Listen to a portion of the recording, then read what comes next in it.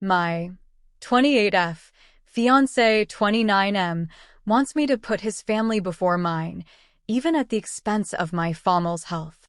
Throwaway as my work friends are on my main and they don't know this is going on. Also, obligatory that this is on mobile so spelling and grammar will be poo. This is a long one, but I'll try and keep it as short as possible. I, 28F, got engaged to my partner of 7 years R, 29M in May. Both sides of our family were really happy about this, and we had a big family meal 2 weeks after getting engaged.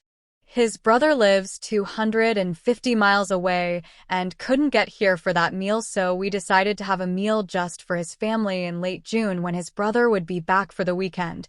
This weekend was arranged long before we got engaged, so he wasn't back just for the meal. Earlier this year, my sister K32F got a serious eye infection that very quickly turned into an ulcer, which scarred her cornea and left it at a high risk of a perforation. She needed a corneal graft, but her surgeon was away for 4 weeks, so she was going to have to wait until he got back to have it. However, her eye didn't hold, and it perforated the day I was supposed to be going to the family meal with RS brother. Kay's wife was at work and had her phone turned off, and our mom was away with our stepdad. So when Kay called me to let me know what was happening, I knew she would be at the hospital on her own. I immediately talked to my boss, and he let me go early so Kay wasn't on her own. I texted her to let him know what was going on, and he texted me back to send Kay his love and to remind me about the meal that night. I ignored the comment about the meal as it was the last thing on my mind. Once I got to the hospital, I was taken back into a room where Kay was, to be greeted by 3 doctors and 2 nurses rushing around trying to help Kay. I was then informed that she needed to have an emergency operation to have her eye glued or else she would lose it. The problem was that they didn't have a surgeon at that hospital that could do it, and she needed to go to another hospital an hour and a half away. They asked if she would need transportation or if I could take her. I said I would take her. Once we got to the other hospital, we were told that she would be having the operation at 5:30 p.m. I knew then that I wouldn't make the dinner and texted her to let him know. He flipped out and basically told me to leave Kay at the hospital and have her wife pick her up after the op was done. At this point, I still hadn't been able to get a hold of Kay's wife.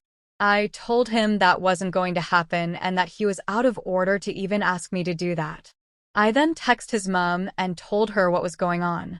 She was really supportive and told me to stay with Kay and let her know how the op goes. A dinner can be rescheduled, Kay's health can't. I also spoke with his brother, who was equally as understanding. I stayed with Kay. Her operation was a success, and I got her back home about 9 p.m. Her wife had ordered some Chinese and offered me some, which I happily accepted as I hadn't eaten since lunch. With that, I didn't get home till about 11 p.m. ANS. R was already asleep. R was very short with me for days after, and we ended up having a huge fight where he told me that I should have put his brother and family before Kay. He said he was embarrassed going to the meal without me. I responded that I was embarrassed though I would put a meal before my sister's health. This led to another week of awkwardness between us before we finally sat down and we sorted it out, or so I thought. 8 weeks ago, Kay got her graft, and so far everything is going really well with it. On Saturday, his brother was here, so we went out for dinner with his family. His family were all asking about how Kay was doing, and I showed them a picture of the stitches in her eye. I thought that everything had gone really well until we got home, and he got really angry saying that I shouldn't have brought up Kay's health issues and I shouldn't have shown them the picture. I argued that they'd asked about her and asked to see the picture. It ended with him telling me that I needed to put him and his family before Kay or else we weren't going to work. His family will come before mine once we are married, so I should get used to it. I went upstairs and packed a bag. I'm now at my mom's house and he's been bombarding me with text and calls since I left. I do love him, but I will never put his family above my own family's health.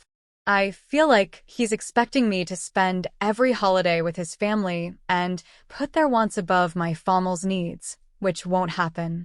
I'm very close to my sister and my mum. That's not going to change. So I don't really know how to move forward or if I even want to. Has anyone experienced anything like this before? If so, how did you deal with it? TLDR, my fiancé got mad that I missed a dinner with his family because my sister needed emergency surgery and I was the only one available to take her. He is now insisting that I put his family before my own. I don't know how to move forward with him. Edit. For some reason it won't let me do a full update post even on my own page, so I'm just going to add it to here. Thank you so much for everyone that commented. I replied to as many as I could, but I read all of them. Warning, this is going to be longer than the original post. A lot has happened. TLDR, for those that just want a quick update, I left him and he's out of my house. His mom is seriously pissed at him, and his brother has gone no contact with him for the foreseeable future.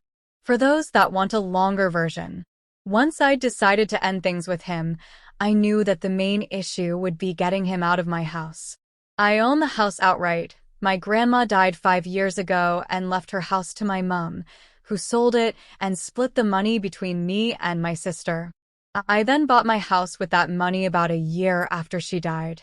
I got in touch with my stepdad's friend, who is a landlord the day after I wrote my original post, who then put me in touch with his solicitor. He didn't have time to see me in person that day, but we did have a phone call where he gave me my options. In the UK, we have something called a Section 8 notice. This is a 14-day eviction notice, and the solicitor said this would be the quickest way to get him out. However, he could try and contest it if he wanted to, which would lead to court dates and could take months. I asked him to draw up the notice and date it for Friday, the next day. I'd already made the decision to end things with him after work on Friday, so that he could have the weekend to sort through his emotions before work on Monday. On Friday morning, I texted R and asked him to meet with me at our local pub after work. He quickly agreed. Not only is the pub a public space, but my stepdad and a few of his work friends go in there every Friday after work for a few pints, so I knew he would be there to step in if I needed him. Thank you for suggesting this, Redditus. I also picked up the eviction notice on my lunch break, so I was ready to give it to him. Cost £250, but was worth it.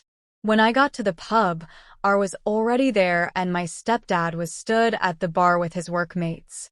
I sat down with R and got straight to the point. I told him that it was over.